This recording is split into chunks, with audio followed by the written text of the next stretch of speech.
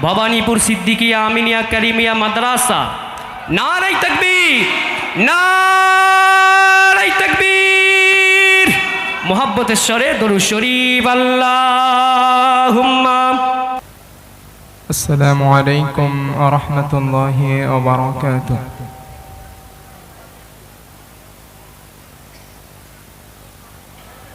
अल्हम्दुलिल्लाह नहमदुहु व नस्तईनुहु व नस्तगफिरुहु व नु'मिनु बिही व नतवक्कलु अलैहि व नऊज़ु बिल्लाहि मिन शुरूरि अंफुसिना व मिन सय्यिआति अअमालिना।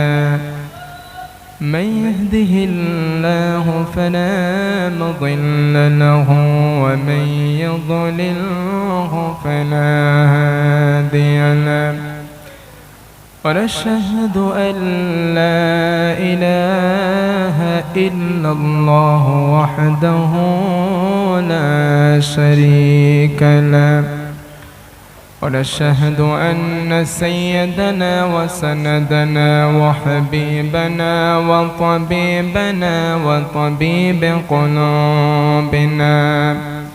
وطبيب قلوبنا محمدا صلى الله عليه وسلم عبده ورسوله الذي أرسله بالحق بشيرا ونذيرا وداعيا إلى الله بإذنه وسراجا وقمرا منيرا. فقد قال الله تبارك وتعالى في كلامه المجيد وفي الفرقانه الحميد: أعوذ بالله من الشيطان الرجيم. بسم الله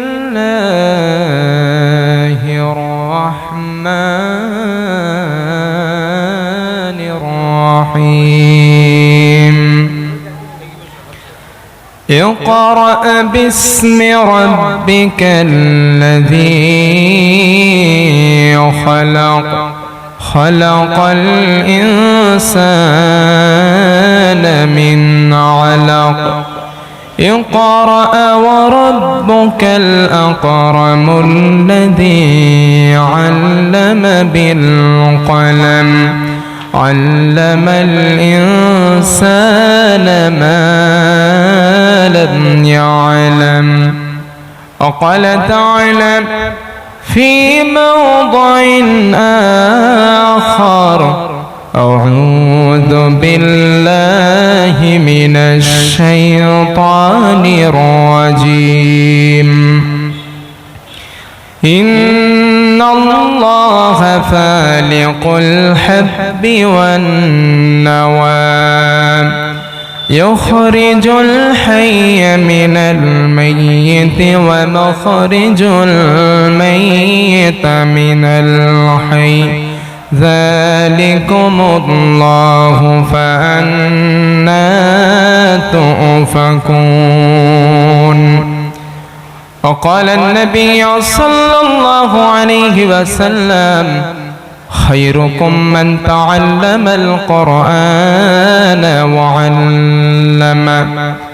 وقال تعالى في شان حبيب: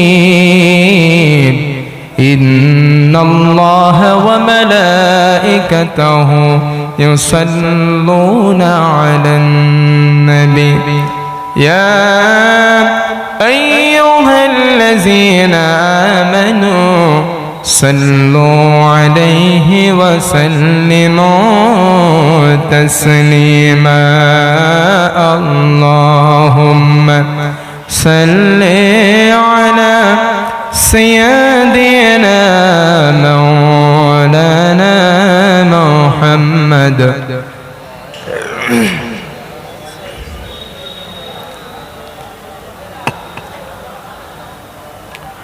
হাজারো ব্যথা বেদনার পরে ফিরে আসনি তুমি আপন ঘরে,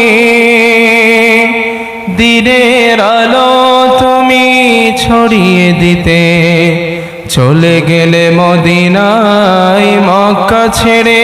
হে রাসূল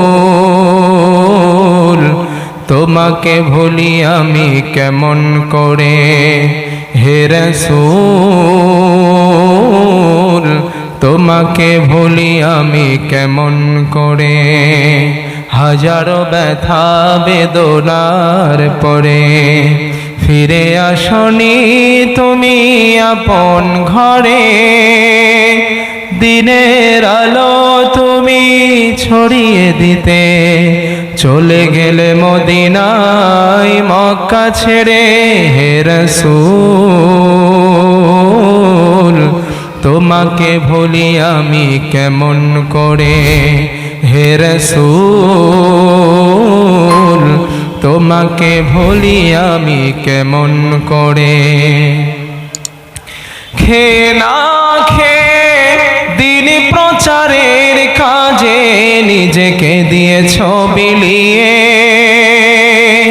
তায়েফের কাফেরেরা ছিল না সে আলো, দুষ্ট ছেলেদের পিছু দিল লেলিয়ে।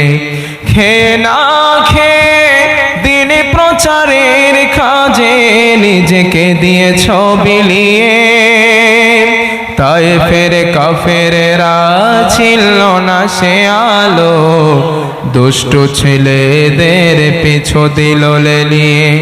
পাথরের আঘাতে ক্ষত বিক্ষত হয়ে সারা শরীর থেকে রক্ত ঝরে।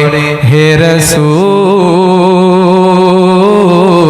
তোমাকে ভুলি আমি কেমন করে। আলহামদুলিল্লাহ। সম্মানিত আমার ভাইরা, আমি মাহফিল বক্তব্য শুরু করার আগে আপনাদের কাছে একটা রিকোয়েস্ট করতে চাই, একটা দাবি করতে চাই, একটা অনুরোধ করতে চাই।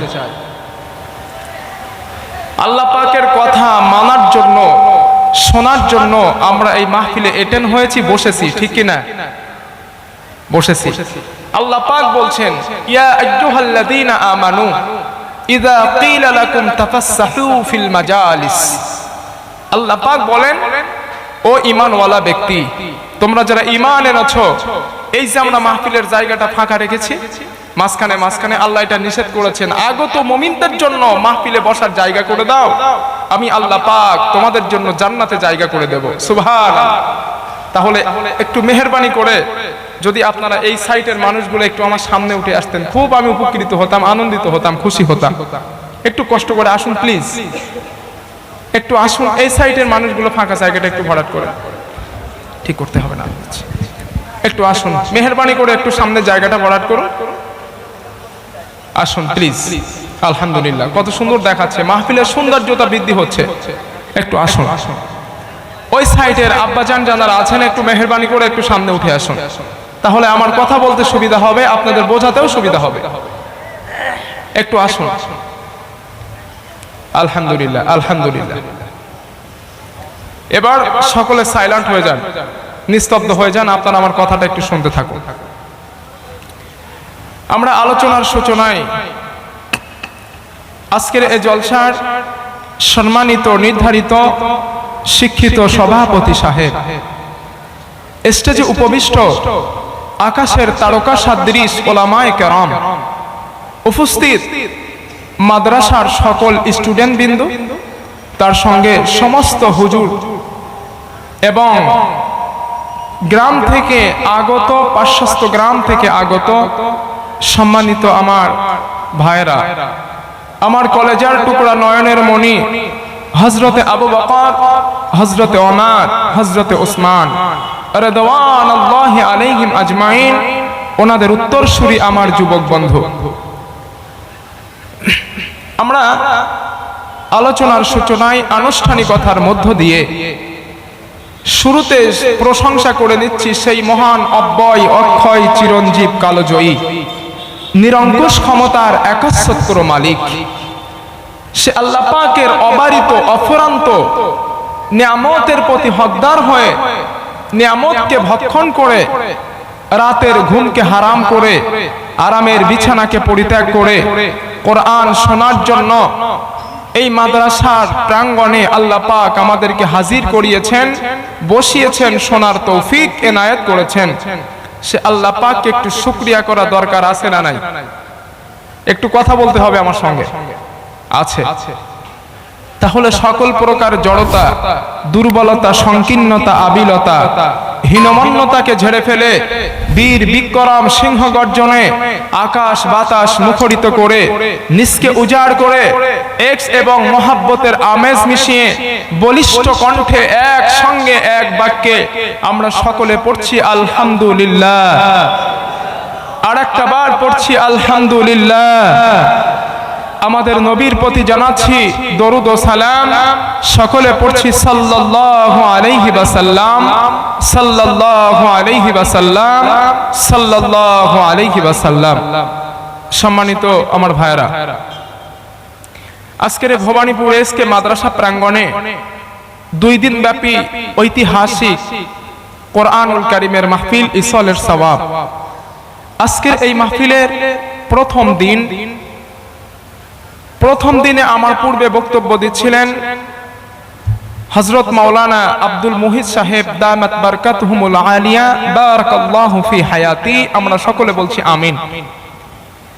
তিনি বক্তব্য দিচ্ছিলেন, তানার বক্তব্য আমাদের কাছে হৃদয়গ্রাহী হয়েছে। তানার পূর্বে যারা বক্তব্য দিচ্ছিলেন সকলের বক্তব্য আমাদের কাছে হৃদয়গ্রাহী হয়েছে। এখন আমি আপনাদের সম্মুখে কিছু কথা বলার জন্য বসেছি, আল্লাহ পাক বসিয়েছেন।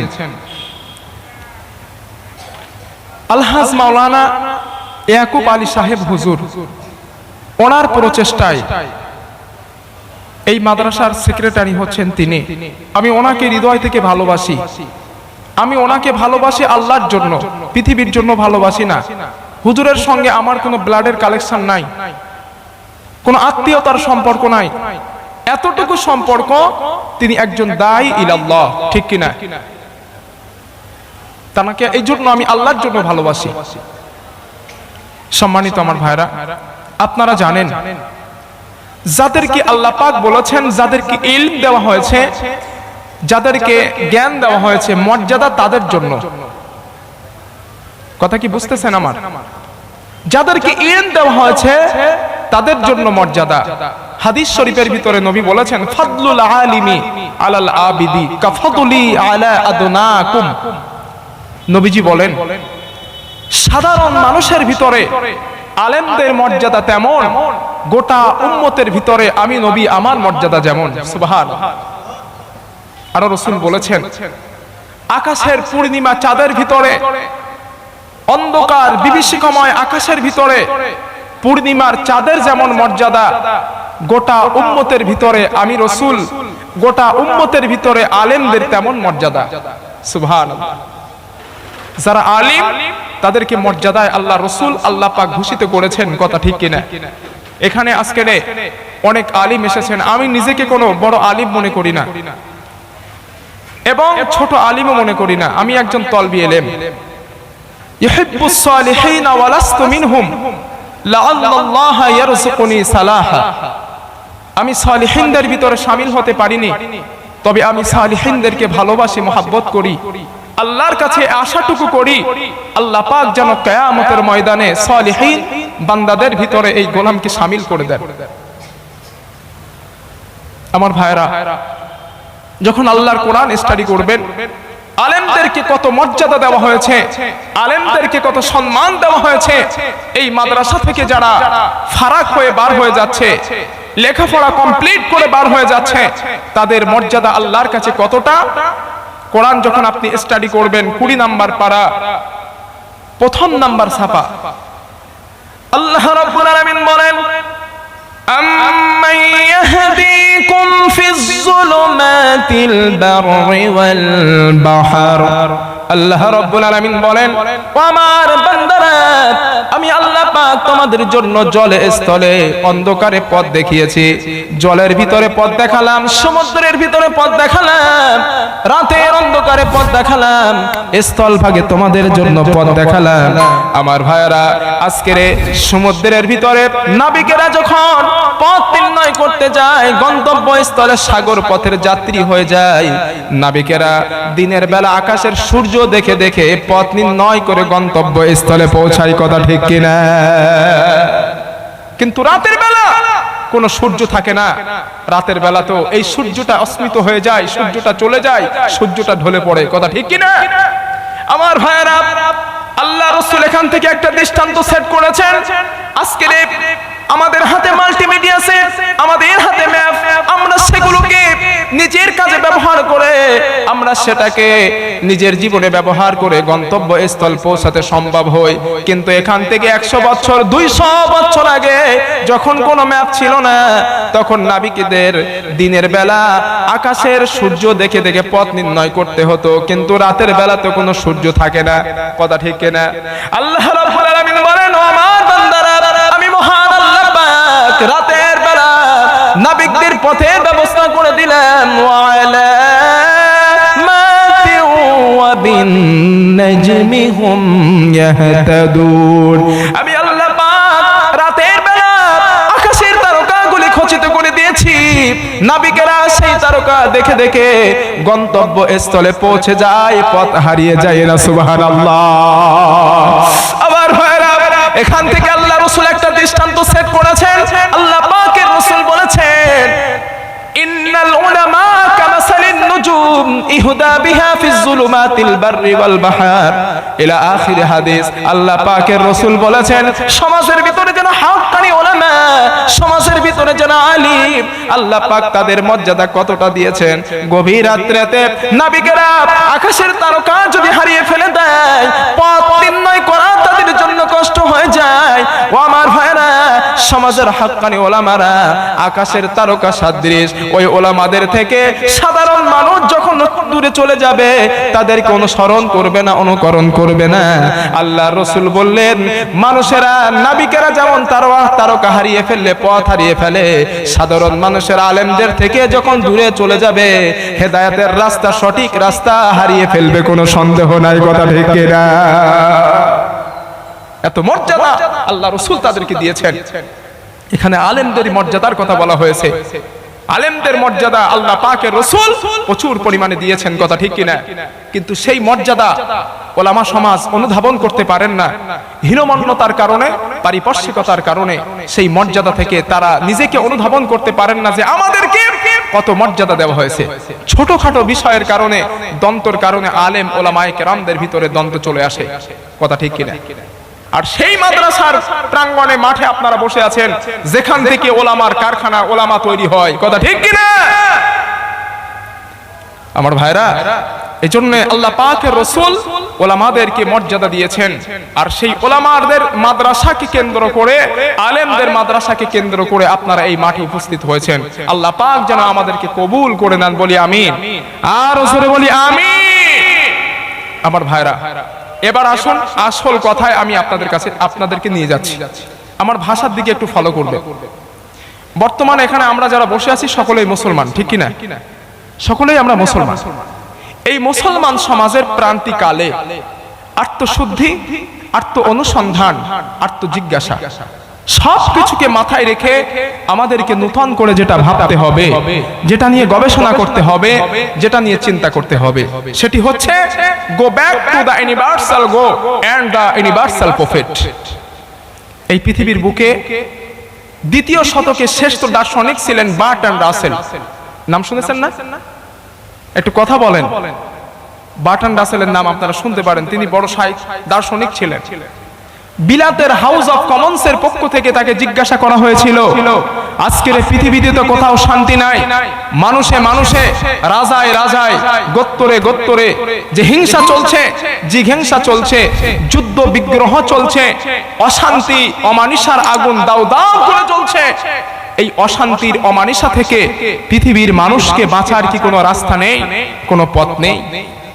বার্ট্রান্ড রাসেল সেদিন বিলাতের হাউস অফ কমন্সের সম্মুখে দাঁড়িয়ে আঙ্গুলের নির্দেশনা দিয়ে বলেছিলেন একটাই মাত্র রাস্তা আছে, একটাই মাত্র পথ আছে, সেটি হচ্ছে go back to the universal God and the universal prophet. তামাম পৃথিবীর মানব মণ্ডলীকে মানুষের তৈরি যত মতবাদ আছে, মানুষের তৈরি যত ধর্ম আছে, মানুষের তৈরি যত কিছু পৃথিবীতে আছে, সবগুলিকে পরিত্যাগ করে সেখান থেকে রিপ্লাই ব্যাক করে আল কোরআনের কাছে ফিরে আসতে হবে এবং বিশ্বনবী মুহাম্মদুর রাসূলুল্লাহ, সকলে বলছি সাল্লাল্লাহু আলাইহি ওয়াসাল্লাম, রাসূলের আদর্শের কাছে ফিরে আসতে হবে। যদি পৃথিবীর মানুষ তা আসতে পারে, জীবন জিজ্ঞাসার জবাব পেয়ে যাবে, জীবনের ঘোর অমানিসা কেটে যাবে। জোরে বলুন সুবহানাল্লাহ। লাকাদ কানা লাকুম ফি রাসূলিল্লাহি উসওয়াতুন হাসানাহ।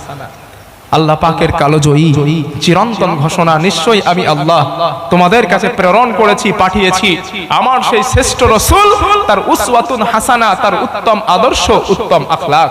সুবহানাল্লাহ। ইন্নাকা লাআলা খুলুকিন আযীম। আল্লাহ পাক বলেন, ওগো বন্ধু আমার, আপনাকে আমি শুধু পৃথিবীর সেরা সুন্দর করি নাই, ব্যক্তি, চরিত্র, মন, মনন, মানসিকতা, খুদি, আত্মমর্যাদা, একজন ব্যক্তি, একজন সরকার, একজন বিজ্ঞানী, একজন teacher, as a religious teacher, as a founder, as a commander, as a law giver, as a law maker, Muhammad is the superman of the world. সুবহানাল্লাহ। Muhammad is the superman of the world. সেই নবী আমাদের জন্য হচ্ছে model, আমাদের জন্য আখলাক। কথা ঠিক কিনা? একটু জবাব দেন না ভাই, আমার কথা কি আপনারা বুঝতে পারছেন নাকি?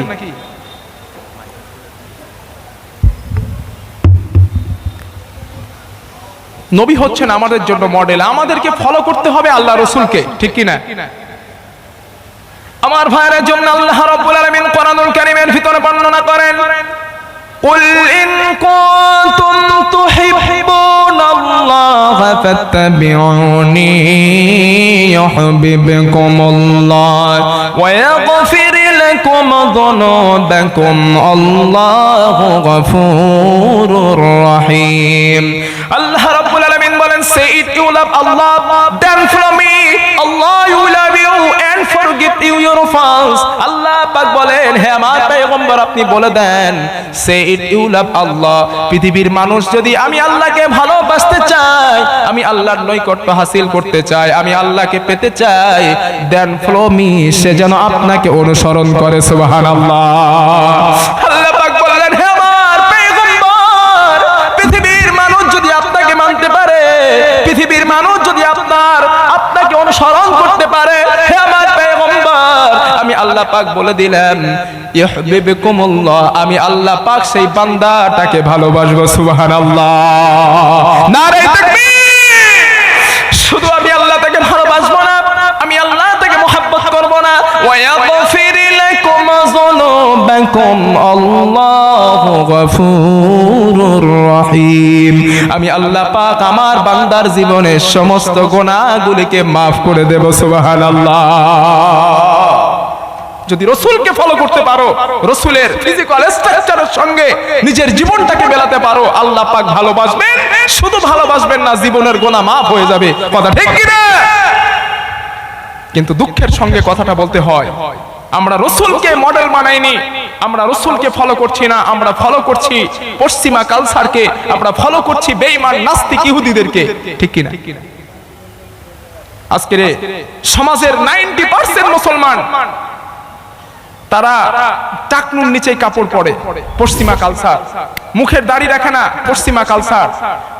শুধু তাই না, যুবকদেরকে আমি দেখেছি, যুবকেরা সাইডের দুই সাইডে চুল কাটে, ছোট ছোট করে, আর উপরে বড় থাকে। ঠিক কি না? আপনাদের দিকে নেই মনে হয় নাকি? আমি তো আপনাদের পাশের গ্রামের ছেলে। দুই সাইডে ছোট ছোট চুল কাটবে আর মাঝখানে থাকবে বড়, আর ওই চুলের ভিতরে আবার বিভিন্ন কালার দেয়, কালার লাল, নীল, হলুদ কালার দেয়। ঠিক কি না? আমি একটা যুবককে জিজ্ঞাসা করেছি যে ভাই, তোর দুই সাইডে কিছু নেই, তোর মাঝখানে শুধু চুল, কারণটা কি? সে তখন বলে, আই অ্যাম আর্জেন্টিনা। আমি হচ্ছে আর্জেন্টিনা খেলার প্লেয়ার, আর্জেন্টিনা। এখন আপনারা বলেন, আর্জেন্টিনা মুসলমান না খ্রিস্টান? একটু জবাব দেন না। খ্রিস্টান। এখন আর্জেন্টিনাকে সে ফলো করছে, আর নবী বলছেন মান তাশাব্বাহা বিকওমিন ফাহুয়া মিনহুম। পৃথিবীতে যার সঙ্গে যার সম্পর্ক থাকবে, যার কম কিছু অনুসরণ করবে, কিয়ামতের দিন তার সঙ্গে তার হাসর হবে। কথা ঠিক কিনা? এখন আপনি খ্রিস্টানকে ফলো করছেন, মেসিকে ফলো করছেন, বিরাট কোহলিকে ফলো করছেন, কিয়ামতের দিন কিন্তু ওই বিরাট কোহলির সঙ্গে হাসর হবে। ঠিক কিনা? আর খ্রিস্টানেরা আল্লাহর সঙ্গে শিরিক করেছে, এজন্য তারা চির জাহান্নামী। কথা ঠিক কিনা? আমার ভাইয়েরা, যখন আল্লাহর কোরআন স্টাডি করবেন, আল্লাহ রাব্বুল আলামিন বলেন ওয়াকালাতিল ইয়াহুদু উযাইরুন ইবনুল্লাহি ওয়া কালাতিন নাসারাল মাসীহু ইবনুল্লাহ। আল্লাহ রাব্বুল আলামিন বলেন, হে আমার বান্দারা, আমি আল্লাহ পাক উযাইর আলাইহিস সালামকে তার কওমের জন্য রাসূল করে পাঠালাম, তার জাতির জন্য নবী করে পাঠালাম, কিন্তু তারা উযাইর নবীকে আল্লাহর পুত্র বলেছে, আল্লাহর ছেলে বলেছে। উযাইর নবীকে আল্লাহর পুত্র বানিয়ে দিয়েছে। ঈসা আলাইহিস সালামকে তার কওমের জন্য রাসূল করে পাঠালাম, কিন্তু ঈসা নবীকে তারা আল্লাহর পুত্র বানিয়ে দিয়েছে। কিন্তু ঈসা আলাইহিস সালাম বলেছেন ইন্নী আব্দুল্লাহ, আমি ঈসা হচ্ছে আল্লাহর বান্দা, আমি ঈসা আল্লাহর পয়গম্বর, তোমরা আমাকে আল্লাহর পুত্র বানিও না। কিন্তু খ্রিস্টানেরা ঈসা নবীকে আল্লাহর ছেলে বানিয়ে দিয়েছে। কথা ঠিক কিনা? কিন্তু আল্লাহ পাক বলেন ওয়ালাম ইয়াত্তাখিযু ওয়ালাদা, আমি আল্লাহ পাক আমার কোনো ছেলে সন্তান নাই, আমি আল্লাহর কোনো সন্তান নাই, আমি আল্লাহর কোনো মেয়ে নাই। আল্লাহর কোরআন যখন আপনি স্টাডি করবেন, 30 নাম্বার পারা সূরা ইখলাসের ভিতর আল্লাহ পাক বলেন কুল হু আল্লাহু আহাদুলিল্লাহুস সামাদ লাম ইয়ালিদ ওয়া লাম ইউলাদ ওয়া লাম ইয়াকুল লাহু কুফুয়ান আহাদ। চিৎকার করে বলুন আল্লাহু আকবার। আল্লাহ রাব্বুল আলামিন বলেন, হে আমার পয়গম্বর বলে দিন, আল্লাহ হচ্ছেন এক, আল্লাহ হচ্ছেন দ্বিতীয়। আল্লাহ পাক কাউকে জন্ম দেয় নাই, আল্লাহ কেউ জন্ম দেয়নি। আসমান আর জমিনে আল্লাহর সমকক্ষ কেউ নাই। কথা ঠিক কিনা? কিন্তু ইহুদি, খ্রিস্টান, নাস্তিক তারা আল্লাহর সঙ্গে আল্লাহ শরীক করে ফেলেছে। কথা ঠিক কিনা? আমার ভাইয়েরা, যখন আল্লাহর কোরআন স্টাডি করবেন, আর এই পৃথিবীর বুকে সব থেকে বড় পাপ হচ্ছে 4টা। কয়টা? একটু কথা বলেন। 4টা পাপ সব থেকে বড়। 1 নাম্বার পাপ হচ্ছে আল ইশরাকু বিল্লাহ, আল্লাহর সঙ্গে যারা শিরিক করবে, শিরিক করা পাপ হচ্ছে সব থেকে বড় পাপ। 2 নাম্বার হচ্ছে উকুকুল ওয়ালিদাইন, পিতামাতার অবাধ্য সন্তান। 3 নাম্বার কতলুন নাফস, মানুষকে অন্যায়ভাবে হত্যা করা। 4 নাম্বার হচ্ছে মিথ্যা সাক্ষী দেওয়া। এই 4 প্রকার পাপ পৃথিবীর বুকে সব থেকে বড় পাপ। এর মতো জঘন্য পাপ, এরা হচ্ছে পাপের সর্দার। আর এই সর্দারের ভিতরে সব থেকে 1 নম্বরে আছে শিরিক করা। ঠিক কিনা? আমার ভাইরা, যখন আল্লাহর কোরআন স্টাডি করবেন, মহান আল্লাহ পাক কি সুন্দর করে বলে দিয়েছেন ইন্নাল্লাহা লা ইয়াগফিরু আন ইউশরাকা বিহি ওয়া ইয়াগফিরু মা দুনা যালিকা লিমান ইয়াশা ওয়া মান ইউশরিক বিল্লাহি ফাকাদ ইফতারা ইসমান আযীমা। আল্লাহ রাব্বুল আলামিন বলেন, ও আমার বান্দারা, আমি আল্লাহ পাক যদি চাই তোমাদের জীবনের অন্য পাপকে ক্ষমা করে দেব, অন্য পাপকে মাফ করে দেব, কিন্তু আমার সঙ্গে যারা শিরিক স্থাপন করবে, আমার সঙ্গে যারা শিরিক করবে, আমি আল্লাহ পাক শিরিকের গুনাহটা কোনোদিন ক্ষমা করব না। শিরিক যারা করবে, শিরিকের গুনাহ ক্ষমা হবে? একটু কথা বলে না কেন? আমার ভাইয়ের একটা হাদিস শুনিয়ে দিই। রাসূল করিম সাল্লাল্লাহু আলাইহি ওয়াসাল্লাম হযরত আবু হুরায়রা রাদিয়াল্লাহু তাআলা আনহু আল্লাহ রাসূলের সঙ্গে সফররত অবস্থায় বার হয়ে গেলেন। সন্ধ্যা হয়ে এলো, মাগরিবের সময় হয়ে এলো। আল্লাহ রাসূল বললেন, আবু হুরায়রা, তুমি একটু এখানে অপেক্ষা করো, আমি রাসূল একটু কাজ সেরে আসতেছি। আল্লাহ রাসূল একটা গন্ডি কেটে দিলেন। ও আবু হুরায়রা, আমি রাসূল যতক্ষণ অনুমতি না দেব, আমি যতক্ষণ তোমাকে না বলবো, ততক্ষণ যেন তুমি এই গন্ডি থেকে পা বার করবে না। হযরতে আবু হুরায়রা দাঁড়িয়ে রইলেন। কিছুক্ষণ পরে হযরতে আবু হুরায়রা বিরাট একটা একটা গর্জন আওয়াজ আবু হুরায়রার কানে ভেসে আসলো। হযরতে আবু হুরায়রা গন্ডি থেকে পা বার করতে যাবেন, সঙ্গে সঙ্গে বিশ্ব নবীর সেই কথাটা তার মনে হয়ে গেল, আল্লাহ রাসূল আমাকে নিষেধ করেছেন, মানা করেছেন, আমি যেন গন্ডি থেকে পা বার না করতে করি। আমার ভাইরা, হযরতে আবু হুরায়রা রাদিয়াল্লাহু আনহু সেই অবস্থায় গন্ডির ভিতরে দাঁড়িয়ে রইলেন।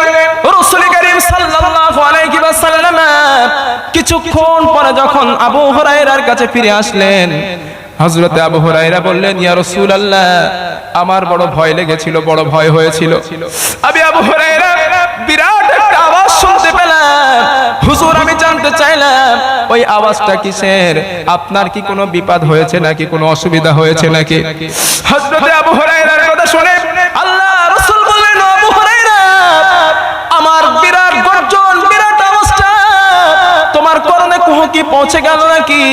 হযরতে আবু হুরায়রা বলেন, ইয়া রাসূলুল্লাহ, এই বিরাট আওয়াজটা আমি আবু হুরায়রা শুনতে পেয়েছি। হুজুর যদি মেহেরবানি করে একটা বার বলতেন ওই আওয়াজটা কিসের, আমি আবু হুরায়রা বড় খুশি হয়ে যেতাম। সুবহানাল্লাহ। আবার হুরায়রা, আল্লাহ রাসূল বললেন, ও আবু হুরায়রা,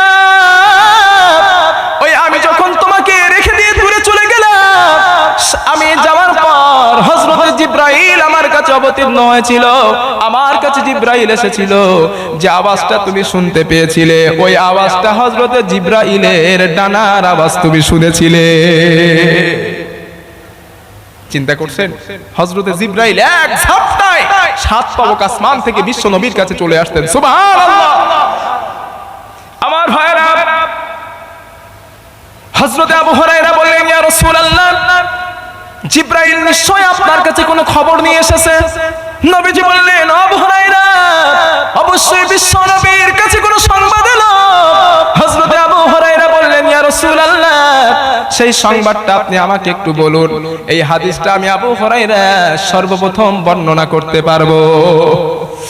নবীজি বললেন, আবু হুরায়রা, জিবরাইল আমার কাছে অন্য কিছু নিয়ে আসে না। জিবরাইল আমাকে বললেন, ইয়া রাসূলুল্লাহ, কিয়ামতের ময়দানে, মুসিবতের দিন আপনার উম্মতদের ভিতরে ওই সব উম্মতেরা জান্নাতে যাবে যদি তাদের আমলনামায় চুরির গুনাহ থাকে। তারা যদি তাদের আমলনামায় যদি চুরির গুনাহ থাকে, জিনার গুনাহ থাকে, তারপরেও সে মানুষটা জান্নাতে যাবে। আল্লাহ রাসূল বললেন, ও জিবরিল, যদি সে মানুষটা জিনা করে, চুরি করে, জিবরিল বললেন তাও জান্নাতে যাবে। আল্লাহ রাসূল 3 বার একটা কথা বললেন, 3 বারে জিবরিল একই কথা বললেন, ইয়া রাসূলুল্লাহ, অবশ্যই সে জান্নাতে যাবে।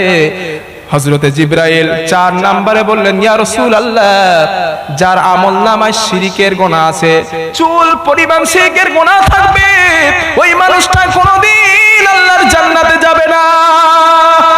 হযরতে আবু হুরায়রা বললেন, ইয়া রাসূলুল্লাহ, যদি তার গুনাহ জিনার গুনাহ থাকে, সে কি জান্নাতে যাবে নাকি? আল্লাহ রাসূল বলেন, আবু হুরায়রা, আল্লাহ যদি তার প্রতি দয়া করেন, করুণা করেন, আল্লাহ যদি রহম করেন, তাকে maaf করে দেন, শিরকের গুনাহ যদি না থাকে তার আমলনামায়, ওই ব্যক্তিটা আল্লাহর জান্নাতে চলে যাবে। সুবহানাল্লাহ। নারে তাকবীর। তাহলে শিরকের গুনাহ কতটা মারাত্মক, ঠিক কি না?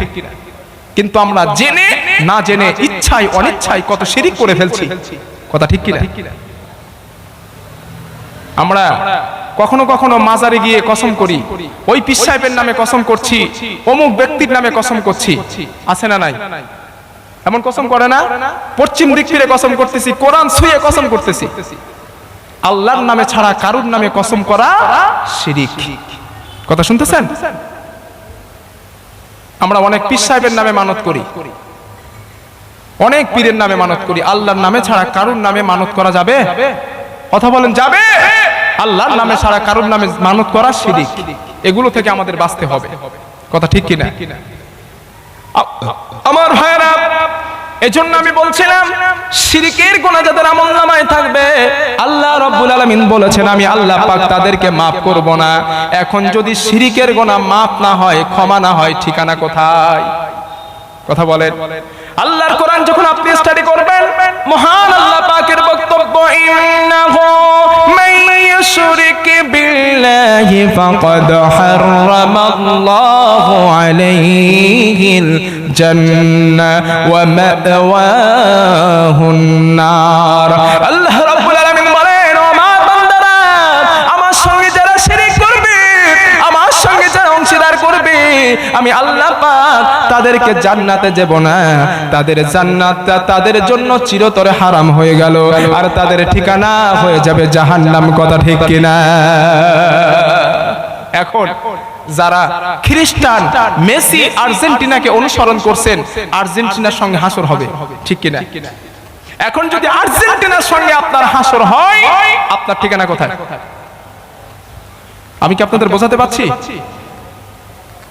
তাহলে আর্জেন্টিনার কালচার কি গ্রহণ করা উত্তম না বিশ্ব নবীর কালচার গ্রহণ করা উত্তম মুখ দিয়ে বলি কিন্তু কাজে করি না ঠিক কিনা মুখ দিয়ে বলি নামাজ পড়তে হবে না পড়লে জাহান্নামে যাওয়া লাগবে মুখ দিয়ে বলি দাড়ি রাখতে হবে না হলে নবীজি বেজার হবেন মুখ দিয়ে বলি টাকনুর নিচে কাপড় পরা যাবে না মুখ দিয়ে বলি সুদ খাওয়া যাবে না তারপরেও আমরা করি ঠিক কিনা মানে আমাদের হৃদয়ে এক কথা মুখে আর এক কথা এই জন্য আল্লাহ পাক বলেছেন ওয়ামিনান নাস মাইয়াকুলু আমান্না বিল্লাহ ওয়া বিল ইয়াউমিল আখির ওয়া মা হুম বিমুমিনিন সমাজের ভিতরে তোমরা মানুষকে দেখতে পাবা এক কোয়ালিটির আছে তারা বলে আমান্না বিল্লাহ আমরা আল্লাহর উপর ঈমান এনেছি ওয়া বিল ইয়াউমিল আখির পরকালকে বিশ্বাস করি আল্লাহ পাক বলেন ওয়া মা হুম বিমুমিনিন তারা মুমিন না কারণ তাদের মনে এক কথা বাইরে আরেক কথা ঠিক কি না এইজন্য মনের ভিতরে যেটা থাকবে মুখেও সেটা থাকবে তাহলে আমরা মুমিন কথা ঠিক কি না আমার ভাইরা এজন্য শিরক থেকে প্রতিটা মুহূর্ত বেঁচে থাকা দরকার আছে না নাই একটু জবাব দেন দরকার আছে আর বিশ্বনবীর কালচারকে যদি আপনি মানতে পারেন বিশ্বনবীর আদর্শকে যদি ভালোবাসতে পারেন বিশ্বনবীর চরিত্রকে যদি আপনার ফিজিক্যাল স্ট্রাকচারের সঙ্গে মেলাতে পারেন আল্লাহ পাক আপনার জীবনটাকে জান্নাতি বানিয়ে দিবেন কথা ঠিক কিনা আমি কি আপনাদের বোঝাতে পারছি নাকি আমার ভাইরা সর্বশেষ কোরআনের একটা আয়াত শুনিয়ে দিই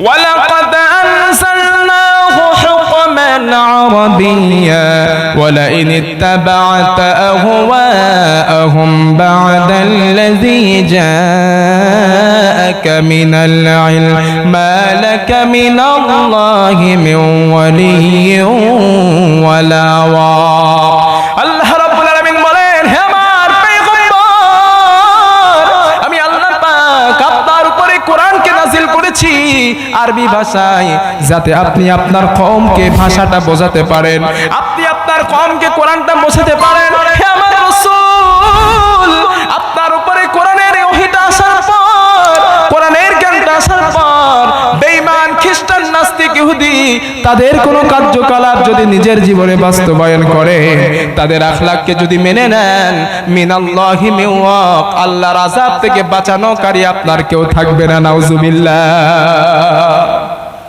এই আয়াতটার তাফসীর যখন আপনারা দেখবেন তাফসীর ইবনে কাসিরে এই আয়াতের তাফসীর করা হয়েছে এই পৃথিবীর বুকে কোন মুসলমানের সন্তান খ্রিস্টান বেঈমান নাস্তিক ইহুদি তাদের কোন কার্যকলাপ যদি নিজের জীবনে মেলায় খ্রিস্টান যেমন প্যান্ট পরে সে তেমন প্যান্ট পরে খ্রিস্টান যেমন করে চলাফেরা করে সে তেমন করে চলাফেরা করে সে যেমন মাথার চুল কাটবে সে ছেলেটাও তেমন মাথার চুল কাটে তাফসীরে কাসির প্রণেতা বলেছেন আল্লাহ পাক কিয়ামতের ময়দানে ওই সন্তানের জন্য কোনো সাহায্যকারী রাখবেন না শুনতেছেন কথা এখন যদি আল্লাহ সাহায্যকারী না রাখেন পৃথিবীর জমিনে কিয়ামতের দিন আপনার জান্নাত দেবে কোন বাবা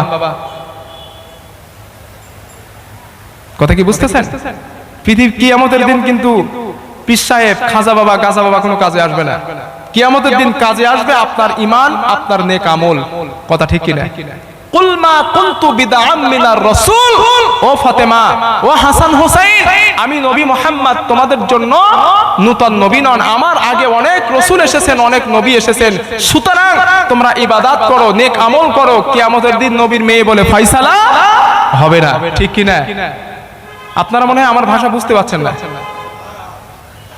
একটু শুনুন যে কথাগুলি বলে একটু শোনেন ফায়দা হবে নবীর রক্ত ফাতেমার গায়ে তারপরে ফাতেমা নবীর মেয়ে হয়ে কোনো কাজে আসবে না হাসান হুসাইন ফতেমার রক্ত তার গায়ে, হযরতে আলীর রক্ত তার গায়ে, তারপরেও নেক আমল ছাড়া আল্লাহর কাছে কোনো কাজে আসবে না, কারণ আল্লাহ পাক বিচার করবেন নেক আমল দেখে। কথা ঠিক কিনা? এই জন্য কে হুজুর, কে পীর সাহেব, কে পীরজাদা, কোনো ফায়দা হবে না। ফায়দা হবে তার যে নেক আমল করলো, যে জিন্দাগিটা আল্লাহর পথে বিলাতে পারলো। কথা ঠিক কিনা? এই জন্য দামান ধরা ছেড়ে দিয়ে তাহাজ্জুদের নামাজ বেশি বেশি পড়ে। দামান ছেড়ে দেন যদি বাঁচতে চান। আর হুজুরের মুরিদ হয়েছি, দুই পীরের মুরিদ হয়েছি, কিয়ামতের দিন জান্নাতে ঠেলে দিবে, জান্নাতের বারান্দায় গিয়ে পড়বো, কপাল পুড়ে যাবে। কিয়ামতের দিন কেউ কারোর কোনো কাজে আসবে না। আমার ভাইরা, যখন আল্লাহর কোরআন স্টাডি করবেন, কোরআন শুনতে আপনাদের খারাপ লাগছে নাকি?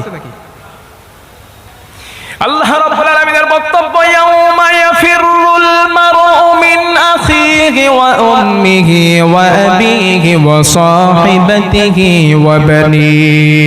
আল্লাহ রাব্বুল আলামিন বলেন, কিয়ামতের দিন মানুষের ধন সম্পদ, ভাই এবং বাপ মা কোনো কাজে আসবে না, কোনো উপকার করতে পারবে না। সন্তান মাকে দেখলে পলায়ন করবে, মা সন্তানকে দেখলে পলায়ন করবে, ভাই ভাইকে দেখলে পালিয়ে যাবে, একজন আর একজনের কোনো কাজে আসবে না। কিয়ামতের ময়দানে মানুষ বড় অসহায় হয়ে যাবে। ও আমার ভাইয়েরা, এবার আপনারা বলুন, পৃথিবীর জমিনে মা বাপের থেকে আপন কি আর কেউ আছে? একটু জবাব দেন। আব্বা মায়ের থেকে পৃথিবীতে আর কেউ আপন নাই। সেই মা, সেই বাবা, সেই ভাই কিয়ামতের দিন কোনো কাজে আসবে না। ও আমার ভাইয়েরা, কিয়ামতের দিন পীর সাহেবের বোঝা পীর সাহেব বহন করবে, বাপের বোঝা বাপ বহন করবে, মায়ের বোঝা মা বহন করবে। আল্লাহ পাকের কোরআন যখন আপনি স্টাডি করবেন, 15 নাম্বার পারার ভিতর আল্লাহ পাক বলেন, ولا تزر وازرة وزر أخرى وما كنا معذبين حتى نبعث رسولا। আল্লাহ রাব্বুল আলামিন বলেন, ও আমার বান্দারা শুনে নাও, কিয়ামতের ময়দানে কোনো মানুষ কোনো বোঝা বহন করবে না, যার বোঝা তাকে বহন করতে হবে। কিয়ামতের দিন পীরের বোঝা পীর বহন করবে, মুরিদের বোঝা মুরিদ বহন করবে, বাপের বোঝা বাপ বহন করবে, সন্তানের বোঝা সন্তান বহন করবে। কিয়ামতের ময়দানে আল্লাহ পাক কারোর বোঝা কারোর ঘাড়ে চাপিয়ে দেবেন না। কথা ঠিক কিনা? এই জন্য আমি বলি, বন্ধুগণ, নিজে ভালো করে আমল তৈরি করুন, নিজের নেক আমল বানান। মানুষের উপরে ভরসা করে থাকবেন না, মানুষের উপরে ভরসা না করে নিজে আমলটা তৈরি করুন। আল্লাহ পাক আমলের বিনিময় জান্নাত দিয়ে দিবেন। কথা ঠিক কিনা? আমল যদি আপনার থাকে, নেক আমলের বিনিময় জান্নাত। ইন্নাল্লাযীনা আমানু ওয়া আমিলুস সালিহাত, নিশ্চয় যারা ঈমান এনেছে আল্লাহর উপরে এবং সৎ কাজ করেছে, লাহুম জান্নাতুন নাঈম, আমি আল্লাহ পাক তাদেরকে নিয়ামত পরিপূর্ণ জান্নাত দেব। সুবহানাল্লাহ। ইন্নাল্লাযীনা আমানু ওয়া আমিলুস সালিহাত, নিশ্চয় যারা আমি আল্লাহর উপর ঈমান এনেছে এবং সৎ কাজ করেছে, ইবাদতে সালেহ করেছে, লানুদখিলান্নাহুম ফিস সালিহিন, আমি আল্লাহ পাক তাদেরকে সালিহিন বান্দা তথা জান্নাতি বান্দাদের দলভুক্ত করে দেব। সুবহানাল্লাহ। এজন্য নেক আমল তৈরি করা দরকার আছে না নাই? একটু কথা বলে। এজন্য আমার ভাইয়েরা, আমি বলি, বন্ধুগণ, নেক আমল তৈরি করুন, ঈমান আপনাকে ঠিক করতে হবে। কিয়ামতের দিন যদি নাজাত পেতে চান, মুক্তি পেতে চান, আর নেক আমল তৈরি করতে গেলে একজনকে ফলো করতে হবে, তার নাম হচ্ছে মুহাম্মাদুর রাসূলুল্লাহ সাল্লাল্লাহু আলাইহি ওয়াসাল্লাম। সেই রাসূলকে দেখে আপনার নেক আমল করতে হবে, সাহাবায়ে কেরামদের দেখে নেক আমল করতে হবে। ঠিক কিনা? যেহেতু আল্লাহ রাসূল বলেছেন, আসহাবিকান নুজুম ইকদাদাইতুম ইহদাদাইতুম, আমার এক একটা সাহাবা আকাশের তারকা সদৃশ। আমার কোন সাহাবাকে পৃথিবীর কোন মানুষ যদি অনুসরণ করে, পৃথিবীর কোন মানুষ যদি অনুকরণ করে, ওই মানুষটা কিয়ামতের ময়দানে আল্লাহ রাব্বুল আলামিনের কাছে ছাড় পেয়ে ওই মানুষটা জান্নাতি হয়ে যাবে। সুবহানাল্লাহ। এজন্য আমার ভাইয়েরা, আমল হতে হবে বিশ্বনবীর আকীদায়। ঠিক কিনা? সাহাবায়ে কেরামদের আকীদায়, হক্কানি আল্লাহর ওলিদের আকীদায়। মন মস্তিষ্ক আমল করলে চলবে না। মন মস্তিষ্ক আপনি যদি চলেন, আপনার আমলটা আল্লাহর কাছে কোনো গ্রহণযোগ্য হবে না। এজন্য বিশ্ব নবীকে যদি ফলো করতে পারেন, আপনার জীবনটা আল্লাহ পাক জান্নাতি বানিয়ে দিবেন। কথা ঠিক কিনা? একটু জিকির করুন, সুবহানাল্লাহ ওয়ালহামদুলিল্লাহ ওয়ালা ইলাহা ইল্লাল্লাহ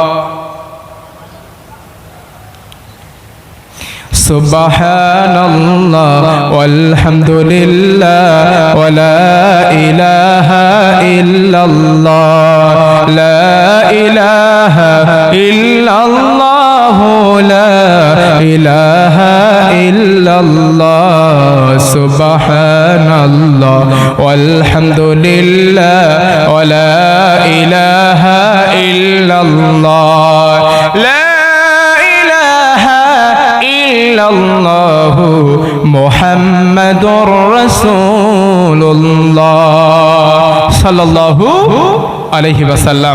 সম্মানিত আমার ভাইরা, আমি যে কথা বলছিলাম, এই বিশ্বনবীর আখলাককে ছেড়ে দেওয়া, ইসলামের উপরে প্রতিষ্ঠিত না থাকা, ইসলামকে সুন্দরভাবে আমরা নিজের জীবনে গঠিত না করার পিছনে দুই কারণ না একটাই কারণ। কথা কি শুনতেছেন? একটাই কারণ, সেটা হচ্ছে ধর্মীয় শিক্ষার অভাব। ঠিক কিনা? আমি যদি এখানে হাত তুলতে বলি, মাদ্রাসার ছেলেগুলো বাদ দিয়ে, মাদ্রাসার ছেলেগুলো ছাড়া এখানে যারা আছে সবাই কি কোরআন পড়তে জানেন? জানেন না। তাহলে দেখেন, আমরা মুসলমানের সন্তান কিন্তু কোরআন শরীফ পড়তে জানি না। ঠিক কিনা? কিন্তু নবীজি বলেছেন, উতলুবুল ইলমা মিনাল মাহদি ইলাল লাহদি। মায়ের কোল থেকে জন্ম পৃথিবীতে আসার পর কবরে যাওয়া পর্যন্ত শিক্ষা করো। সুবহানাল্লাহ। আমি সেই ব্যাপারে আল্লাহর কোরআন থেকে আয়াত তেলাওয়াত করেছি, সূরা আলাকের 1 থেকে 5 নম্বর আয়াত। আমি এতক্ষণ একটা ফাউন্ডেশন তৈরি করছিলাম আপনাদের। নবীর আদর্শকে না মানার পিছনে আমাদের ভিতরে দুর্বলতার কোনটা কাজ করছে? আমরা কেন রাসূলের আদর্শকে মানতে পারছি না? কেন তার আদর্শকে আমরা নিজের জীবনে বাস্তবায়ন করতে পারছি না? কোন কারণ আমাদেরকে বাধা দিচ্ছে? কোন জিনিস আমাদেরকে বাধা দিচ্ছে? সেই বিষয়টা বুঝিয়ে আমি আপনাদের কাছে এটাই বলছি, ওই জিনিস আমাদেরকে বাধা দিচ্ছে যেটা হচ্ছে ধর্মীয় শিক্ষার অভাব। কথা ঠিক কিনা? কোরআন শরীফের ভিতরে যত আয়াত আছে, যত সেন্টেন্স আছে, যত বাক্য আছে, সমস্ত বাক্যর ভিতরে, আয়াতের ভিতরে সর্বপ্রথম নাজিল হয়েছিল কোন আয়াত? একটু কথা বলেন ভাই। ইকরা। ইকরা শব্দের অর্থ কি? পড়ো। আমার প্রশ্ন হলো, কোরআনের ভিতরে হাজার হাজার আয়াত, শত আয়াত, এই আয়াতের ভিতরে আল্লাহ পাক ইকরা শব্দটা প্রথম নাজিল করলেন, অবতীর্ণ করলেন, এর পিছনে কি কোনো কারণ নাই, কোনো উদ্দেশ্য নাই? একটু কথা বলুন না ভাই। উদ্দেশ্য নাই? এই যে প্যান্ডেলটা তৈরি করা হয়েছে, এই প্যান্ডেলটা তৈরি করার পিছনে কোনো উদ্দেশ্য নাই? অবশ্যই আছে। উদ্দেশ্য কি? এখানে 2 দিন ব্যাপী মাহফিল হবে, মানুষেরা আসবে, এখানে বসে শুনবে, আর হুজুরেরা আসবে, এখানে বসে বক্তব্য দেবে। ঠিক কিনা? এটাই হচ্ছে উদ্দেশ্য। আল্লাহ পাক ইকরা শব্দ প্রথম নাজিল করেছেন, অবতীর্ণ করেছেন, এটার কি কোনো উদ্দেশ্য নাই? অবশ্যই আছে। উদ্দেশ্যটা কি? উদ্দেশ্য হচ্ছে মানুষের দেহের ভিতরে, আমি দৃষ্টান্ত দিয়ে বলছি, মানুষের দেহের ভিতরে একটা হাড় আছে যেটাকে আমরা বলি মেরুদণ্ডী হাড়। ঠিক কিনা? আমাদের পিঠে পৃষ্ঠদেশে একটা হাড় আছে না? ওই মেরুদণ্ডী হাড় যদি অচল হয়ে যায়, নষ্ট হয়ে যায়, এর নার্ভাস সিস্টেম ফল ডাউন করে, এটার কার্যকারিতা ক্ষমতা নষ্ট হয়ে যায়, সেই মানুষটা প্যারালাইসিস রোগীর মতো ঘরে শুয়ে থাকে। ঠিক কিনা? মানে ওর মরে যাওয়া আর বেঁচে থাকা সমান। যেহেতু সে চলাচল করতে পারে না, ওঠা বসা করতে পারে না, ওকে নিয়ে সংসারের মানুষ, পরিবারের মানুষ আরো দগ্ধ হয়। ঠিক কিনা? তাম দুনিয়ার শিক্ষাবিদরা একমত, তাম দুনিয়ার মনুষ্যরা একমত, মানুষের দেহের ভিতর একটা হাড় আছে, মেরুদণ্ডী হাড়, সেটা অচল হয়ে গেলে যেমন মানুষ দুর্বল হয়ে যায়, মানুষ চলাচল করতে পারে না, ওঠা বসা করতে পারে না।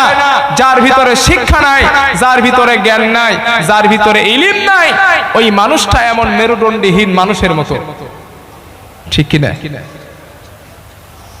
কিন্তু মুসলমানের ভিতরে 90% মুসলমান তারা ইলমিয়াতের শিক্ষা থেকে দূরে। শুধু তাই না, তার ভিতরে 20-30% মুসলমান শিক্ষাই মোটে জানে না। ঠিক কিনা? শিক্ষা সম্পর্কে ধারণাই নাই তাদের। তারা চিন্তা করে সন্তান একটা হয়েছে, তাকে একটা কাজে দেই, সে একটু আয় করুক, ইনকাম করুক, আমরা সেটান থেকে ইনকাম করে আমরা খাবো, এই চিন্তা করি। ঠিক কিনা? এটা অ্যাবসলিউটলি রং আইডিয়া।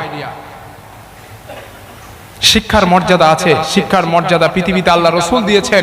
শুধু আল্লাহ রসুল দেন নাই, সমস্ত মনুষ্যরা শিক্ষাবিদরা একমত হয়েছেন শিক্ষার মর্যাদা আছে, যার ভিতরে শিক্ষা নাই মেরুদণ্ডহীন মানুষের যেমন মর্যাদা, যার ভিতরে শিক্ষা নাই তার ভিতরে তেমন মর্যাদা, ঠিক কিনা? আপনারা বলেন ভাই, আপনাদের গ্রামেতে একটা মানুষ আছে, সেই মানুষটার অনেক টাকা, অনেক টাকা, সেই মানুষটা যতদিন পৃথিবীতে বেঁচে আছে তার ভিতরে শিক্ষা নাই, তার জ্ঞান নাই, শিক্ষা দীক্ষা নাই, সেই মানুষটা যতদিন বেঁচে আছে তাকে আমরা সম্মান করি, মর্যাদা দেব, স্যালুট দেব, ঠিক কিনা? কিন্তু ওই মানুষটা যখন মারা যাবে, কবরে চলে যাবে, ওই মানুষটাকে আমরা আর কেউ স্যালুট দেব? নিশ্চয় নয়। আমি যখন আপনাদেরটাও হবে, যেহেতু আমরা তো এক জায়গায় বসবাস করি, যখন পাততাড়ি স্কুল মানে প্রাইমারি স্কুলের আগে যেটা, ওই পাততাড়ি স্কুলে আমরা যখন গিয়েছিলাম আমাদের হাতে একটা বই তুলে দেওয়া হয়েছিল, বইটার নাম আদর্শ লিপি। পড়েছেন না? আদর্শ লিপি। ওই আদর্শ লিপি বইটার রাইটার কে, লেখক কে? ঈশ্বরচন্দ্র। সব স্টুডেন্টস তো এরা বলে দিচ্ছে ভালো। ঈশ্বরচন্দ্র বিদ্যাসাগর। ঈশ্বরচন্দ্র বিদ্যাসাগর মুসলমান না হিন্দু? বলেন। হিন্দু। আজ পর্যন্ত 600 বছর আগে ঈশ্বরচন্দ্র বিদ্যাসাগর মারা গেছেন, তার দেহটা পুড়ে ছাই হয়ে গেছে। আজও পর্যন্ত ঈশ্বরচন্দ্র বিদ্যাসাগর, তার নাম মুসলমান শুনলে, হিন্দু শুনলে, খ্রিস্টান শুনলে তাকে আমরা স্যালুট দেই, তার নাম আমরা মুখে মুখে নেই। কথা ঠিক কিনা? একটাই কারণ, তার অর্থ নাই, তার টাকা নাই, তার পয়সা নাই, একটাই কারণ, তার ভিতরে শিক্ষা ছিল। কথা কি বোঝাতে পারছি আমি? জ্ঞান ছিল, এজন্য তাকে আমরা স্যালুট দেই, তার কথা আমরা বারবার মুখ দিয়ে উচ্চারণ করি। সে একটা মুসলমান না, তারপরেও কেন তার কথা নেই? তার ভিতরে শিক্ষা আছে, তার ভিতরে জ্ঞান ছিল, এই জন্যই। কথা ঠিক কিনা? এই জন্য শিক্ষার মর্যাদা পৃথিবীতে অনেক এসেছে, অনেক এসেছে। এই ব্যাপারে কথা বলতে গেলে অনেক সময়ের প্রয়োজন। তবে হ্যাঁ, এবার মূল কথাটা আমি বলি। এই পৃথিবীর বুকে শিক্ষা হচ্ছে দুই কোয়ালিটির। কয় কোয়ালিটির বলেন একটু? দুই কোয়ালিটির। একটা হচ্ছে ইলমিয়াতের শিক্ষা, আর একটা হচ্ছে জেনারেল শিক্ষা। একটা হচ্ছে এই মাদ্রাসার শিক্ষা, কোরআন হাদিসের শিক্ষা, আর একটা হচ্ছে স্কুলের শিক্ষা। আমাদের ভিতরে দুর্বলতাটা হচ্ছে আমরা সন্তানকে ইলমিয়াতের শিক্ষায় শিক্ষিত কম করি, আর জেনারেল শিক্ষায় শিক্ষিত বেশি করি, ঠিক কিনা? কিন্তু আমার ভাইরা, ইলমিয়াতের শিক্ষাটাই হচ্ছে আসল শিক্ষা, এটাই হচ্ছে আসল জ্ঞান। আর স্কুলের ভিতরে যে শিক্ষাগুলো দেওয়া হয় ওটা কিন্তু আসল জ্ঞান না। আপনারা যদি বলেন কেন, এর ফিলোসফি কি, এর দৃষ্টান্ত কি, হিকমতটা কি? অবশ্যই আছে। রাত 12টার সময় আপনার বুকে পিস্তল ধরে একটা ডাকাত ডাকাতি করে 3 লক্ষ 4 লক্ষ টাকা খরচ করে ডাকাতি করে নিয়েছে। ওই ডাকাতটা আসল ডাকাত নয়।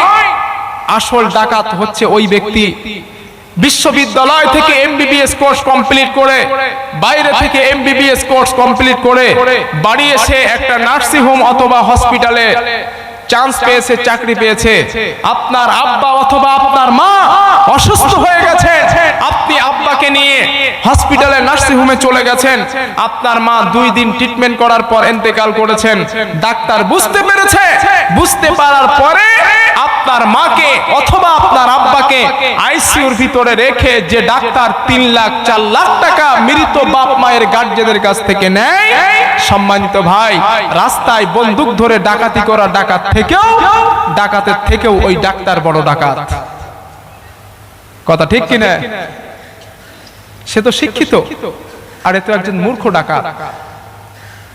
আমি যখন বাইরে বাইরে সফর করি, আসাম, ত্রিপুরা, মেঘালয়, বাংলাদেশ বা অন্য রাষ্ট্রগুলো সফর করি, বিশ্ববিদ্যালয়গুলো যখন আমার চোখের সামনে পড়ে আমি বড় আশ্চর্য হয়ে যাই যে আল্লাহ পাকের রাসূল বলেছেন, খায়রুকুম মান তাআল্লামাল কুরআন ওয়া আল্লামা, তোমাদের ভিতরে ওই ব্যক্তি সর্বশ্রেষ্ঠ, ওই ব্যক্তি সর্বভালো, সর্বোত্তম যে ব্যক্তি নিজে কোরআন শেখে, অপরকে কোরআন শেখায়। সুবহানাল্লাহ। এই একটা হাদিস। আর একটা হাদিস হচ্ছে, ইন্নাল্লাযী লাইসা ফি জাওফিহি শাইউম মিনাল কুরআনি কাল বাইতিল খরিব আও কামা ক্বালা নবী সাল্লাল্লাহু আলাইহি ওয়াসাল্লাম। আল্লাহ রাসূল বলেছেন, একটা গৃহ, একটা ঘর, সেই ঘরের ভিতরে কোনো মানুষ থাকে না। যে ঘরে মানুষ থাকে না সে ঘরে কি থাকে? একটু জবাব দেয়। জিন থাকে, পোকামাকড় ইত্যাদি থাকে, নোংরা আবর্জনা থাকে, ঠিক কিনা?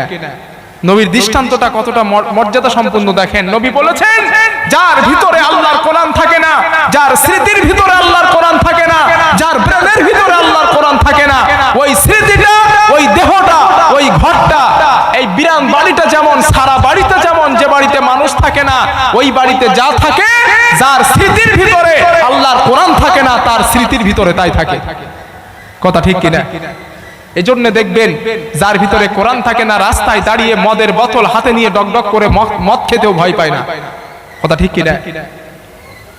ঘুষ নিতে, সুদ খেতে, জিনা ব্যভিচার করতে যার ভিতরে কোরআন নাই, সে কোনোদিন ভয় পাবে না। কথা ঠিক কিনা? আমি অনেক এমবিবিএস ডাক্তারের খোঁজ আমার কাছে আছে, বৃদ্ধাশ্রমে তার বাপ মাকে পাওয়া যায়। এমবিবিএস ডক্টর 50-60 হাজার টাকা মাইনে পায়, কিন্তু বাপ মাকে পাওয়া যায় বৃদ্ধাশ্রমে। ঠিক কিনা? যদি তার কাছে আসল জ্ঞান থাকতো, সে কি পারতো বৃদ্ধা মা বাপকে বৃদ্ধাশ্রমে রেখে আসতে? আপনি একটা কোরআনের হাফেজকে দেখান, আমি চ্যালেঞ্জ করে বলছি, একটা কোরআনের আলেমকে দেখান যে তার বাপ মা বৃদ্ধাশ্রমে কাটাচ্ছে, মদের বোতল হাতে নিয়ে রাস্তায় দাঁড়িয়ে পান করতেছে, প্রকাশ্য জেনা করছে, প্রকাশ্য সুদ খাচ্ছে, ঘুষ খাচ্ছে, একটা আলেমকে আপনি দেখান। পারবেন? পারবেন না। কেন? তাদের ভিতরে আল্লাহর কোরআন আছে, তাদের ভিতরে বিশ্বনবীর হাদিসের সুন্নাহর কথাগুলো গেঁথে গাঁথা আছে। কথা ঠিক কিনা? আমার ভাইরা, এজন্য আমি বলি বন্ধুগণ, কোরআনের জ্ঞান হচ্ছে আসল জ্ঞান, কোরআনের ইলম হচ্ছে আসল ইলম। আল্লাহর কোরআন যখন আপনি স্টাডি করবেন, মহান আল্লাহ পাক বলেন, ওয়ামা উতিতুম মিনাল ইলমি ইল্লা কলিলা। আল্লাহ পাক বলেন, হে আমার বান্দারা, আমি মহান আল্লাহ পাক তোমাদেরকে খুব সামান্য জ্ঞান দান করেছি। ইল্লা কলিলা, খুব সামান্য জ্ঞান দান করেছি। ওই খুব সামান্য জ্ঞান নিয়ে পৃথিবীর মানুষ, রাইটারেরা বই লিখেছে, রাইটারেরা বই লিখলো, সেই বই পড়ে ডাক্তার হলো, মাস্টার হলো, ব্যারিস্টার হয়েছে, ইঞ্জিনিয়ার হয়েছে। সেই ডাক্তার সেই বইগুলো পড়ে ব্যারিস্টার জজ হয়েছে। আমার ভাইয়েরা, আমি দৃষ্টান্ত দিতে গিয়ে বলি, আটলান্টিক মহাসাগর অথবা প্রশান্ত মহাসাগর, সেই মহাসাগরের পাশে বসে ছোট্ট একটা বাবুই পাখি তার তৃষ্ণার্ত মেটানোর জন্য, তার পিপাসিটা মেটানোর জন্য 2-1 ফোঁটা পানি সে পান করলো। আমার ভাইয়েরা, এই 2-1 ফোঁটা পানি তামাম দুনিয়ার মানুষ, হযরত আদম থেকে আজ পর্যন্ত কিয়ামত পর্যন্ত যত মানুষ আসবে, সমস্ত মানুষের জ্ঞান হলো ওই 2-1 ফোঁটা পানির মতো। আর আটলান্টিক মহাসাগরের পানি যত, সমস্ত পানি হচ্ছে মহান আল্লাহ পাকের জ্ঞান। কথা ঠিক কিনা? আবার ভাইরা, এই সীমিত জ্ঞান নিয়ে পৃথিবীর ডাক্তার মাস্টার হচ্ছে, পৃথিবীর মানুষ মন মস্তিষ্ক কিতাব লিখেছে, সেই কিতাব লিখে পড়ে পড়ে ডাক্তার হচ্ছে, মাস্টার হচ্ছে, ইঞ্জিনিয়ার হচ্ছে। এজন্য কোরআন যারা স্টাডি করলো, আল্লাহর পক্ষ থেকে যে জ্ঞানটা আসলো, ওই জ্ঞান যারা অর্জন করতে পারলো, ওটাই হচ্ছে আসল জ্ঞান। কথা ঠিক কিনা? আবার ভাইরা, যখন আল্লাহর কোরআন স্টাডি করবেন, মহান আল্লাহ পাকের কোরআন থেকে এবার শুনিয়ে দিই মহান আল্লাহ পাকের বক্তব্য। ঈদ ক্বালা ইব্রাহিমু ইয়া আবাতি ইন্নী ক্বাদ জাআনি মিনাল ইলম মা লাম ইয়াতিকা ফাত্তাবি'নি আহদিকা সিরাতান সাবিয়্যা। হযরত ইব্রাহিম আলাইহিস সালাম তার সম্মানিত পিতাকে ডেকে বললেন, হে আমার সম্মানিত পিতা, আমার কাছে এমন ইলম এসেছে, এমন জ্ঞান আমার কাছে এসেছে যেটা আপনার কাছে আসে নাই। সুতরাং আপনি আমাকে অনুসরণ করেন, আমার জ্ঞানকে অনুকরণ করুন, আমি আপনাকে আসল জ্ঞানের রাস্তায় তুলে দেব, আমি আপনাকে সঠিক জ্ঞানে জ্ঞানান্বিত করে দেব। হে আমার সম্মানিত পিতা, আপনি আমাকে অনুসরণ করুন, আপনি যদি আমাকে মানতে পারেন, আমি আপনাকে আসল বুদ্ধিজীবী, আসল জ্ঞানী বানিয়ে দেব। কথা ঠিক কিনা? যেহেতু ইব্রাহিম আলাইহিস সালামের আব্বার কাছে ছিল শয়তানের জ্ঞান, ঠিক কিনা? শয়তানের জ্ঞান থাকার কারণে ইব্রাহিম আলাইহিস সালামের আব্বা মুক্তির কাছে মাথা নত করতেন। কথা বলেন না কেন? আমি কি বোঝাতে পারছি আপনাদের? ইব্রাহিম আলাইহিস সালামের কাছে এসেছিল আল্লাহর জ্ঞান, এজন্য তিনি মুক্তির কাছে মাথা নত করেন নাই, তিনি আল্লাহর কাছে মাথা নত করেছেন। কথা ঠিক কিনা? কিন্তু ইব্রাহিম আলাইহিস সালামের আব্বার কাছে ছিল শয়তানের জ্ঞান। এজন্য আল্লাহ পাক বললেন, ইয়া আবাতি ইন্নী লা তা'বুদু মা লা ইয়াসমা'ু ওয়া লা ইউবসিরু ওয়া লা ইউগনি আনকা শাইআ। হযরত ইব্রাহিম আলাইহিস সালাম তার সম্মানিত পিতাকে ডেকে বললেন, হে আমার সম্মানিত পিতা, আপনি ওই ঠাকুরের কাছে কেন মাথা নত করতেছেন? ওদেরকে কেন ইবাদত করতেছেন? ওরা তো দেখতে পায় না, ওরা তো শুনতে পায় না, ওয়ালা ইয়াকুনি আনকা শাইআ, তারা ভালো এবং মন্দটা করতে পারে না। হে আমার সম্মানিত পিতা, আপনি ওদেরকে অনুসরণ করবেন না। ইয়া আবাতি লা তা'বুদিশ শাইতান ইন্নাশ শাইতানা লির রহমানি আসিয়া।